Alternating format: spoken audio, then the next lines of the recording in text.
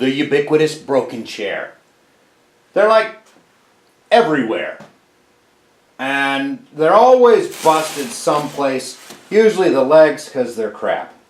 And then what do you do with them, right? I mean, you got some cool bendy bits and some straight bits, and sometimes the straight bits have like twiddly fat bits and then twiddly skinny bits and twiddly fat bits. But again, what the heck do you do with them? Especially something like this, which, I don't know, it's some sort of stacked lamination. So it was a pretty cheap old girl. Well, I was talking with a fella, father-in-law, who runs sort of a little consignment auction sort of deal, and he says that what he's been seeing and what has been selling like hotcakes, and here's an idea for you and your crappy old chairs: wall hangers, right? So the idea is they hang off a post or a hook or something, and then people can put their plants or whatnot, and it's this whole rustic country chic front deck kind of decor, and I guess folks be loving it.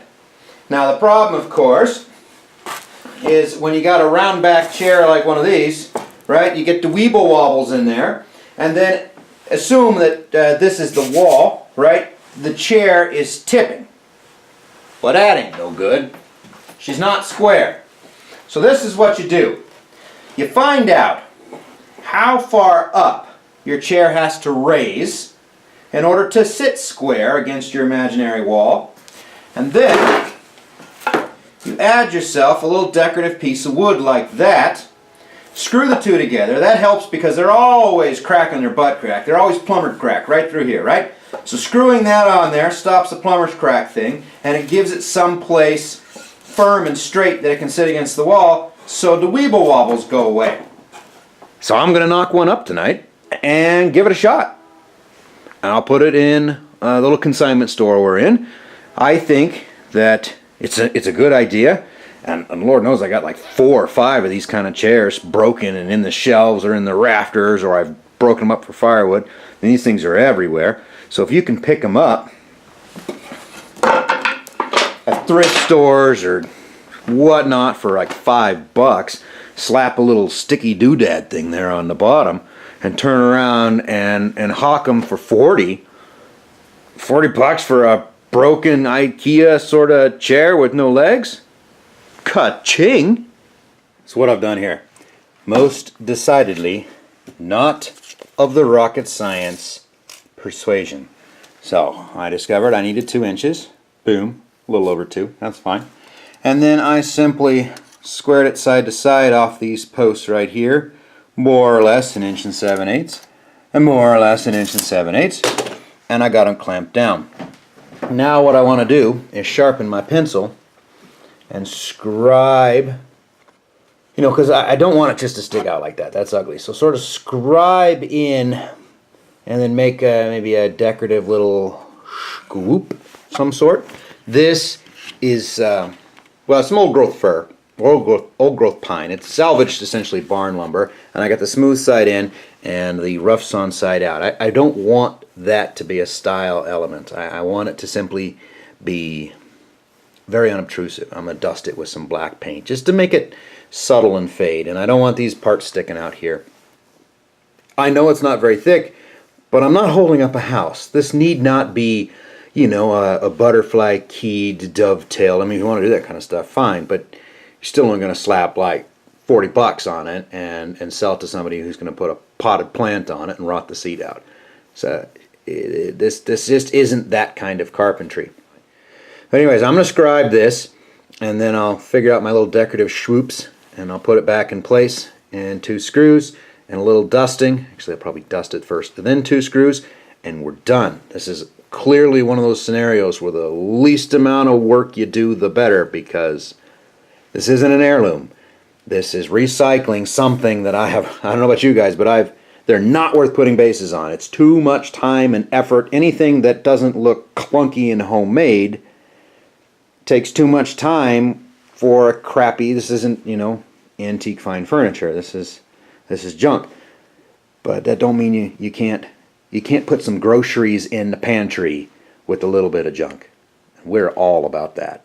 There she is. Now I know I didn't show cutting it. This little Pizza Hut thing going on here.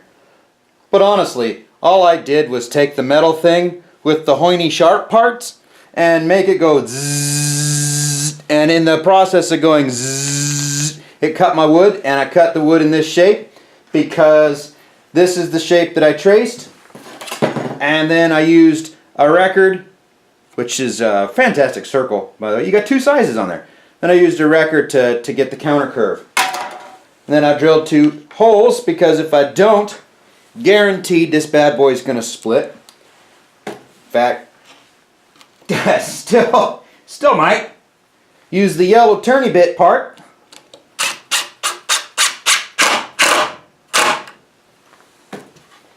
And make it go kadugga dugga dugga.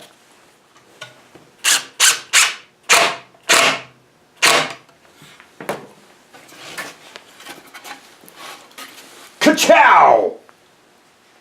It's done.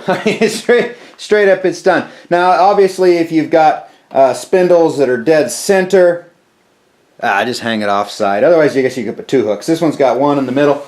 And this is how it's going to work. Again, pretend that's my wall. And you can see, ta-da! Straight up and down.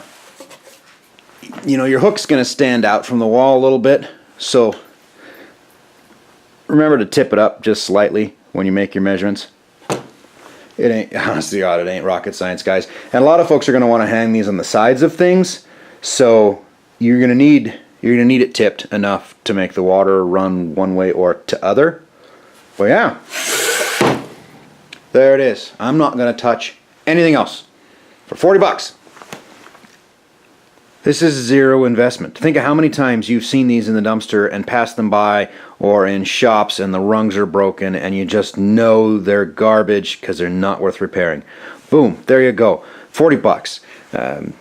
Groceries in the pantry. And even if you don't want to keep it yourself, or you have no one that you want to make it for, I can think of a couple of guys that might head out there and start dumpster diving for this very same idea. I've been searching for a long time to find something that I could do with these sorts of broken chairs because I come across them all the time.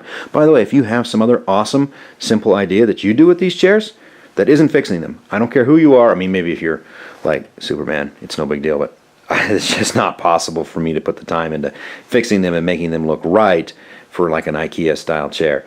It ain't worth it. But if you have some other idea, I'd love to hear it, because I've been burning them. I've been attaching them to buckets just around the shop or something like that. But I thought this was a pretty cool idea. I have literally got 2 screws, which I probably salvaged from something, 1 piece of scrap that I literally pulled off the firewood pile, and a chair from the garbage.